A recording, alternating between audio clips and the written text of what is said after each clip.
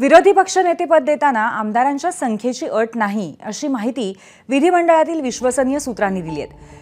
विरोधी पक्षात ज्यांचे सर्वाधिक आमदार त्यांनाच विरोधी पक्षनेतेपद देण्याची तरतूद असते अशी माहिती सूत्रांनी दिलेली आहे। तर विरोधी पक्षनेत्यांच्या बाबतीमध्ये एक नवीन माहिती आपल्या समोर येतेय। विरोधी पक्षनेतेपद देताना आमदारांच्या संख्येची अट नसते, तसंच ज्यांचे सर्वाधिक आमदार आहेत त्यांनाच विरोधी पक्षनेतेपद देण्याची तरतूद असते। यावर फडणवीस काय म्हणालेत आपण पाहूया।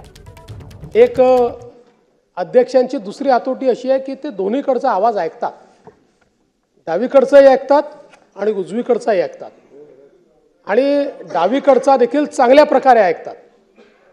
त्यामुळे मला असं वाटतं की याही वेळी अध्यक्षांवरती जबाबदारी आहे। डावीकडचा आवाज हा जास्त सूक्ष्मतेने आपल्याला ऐकावा लागणार आहे।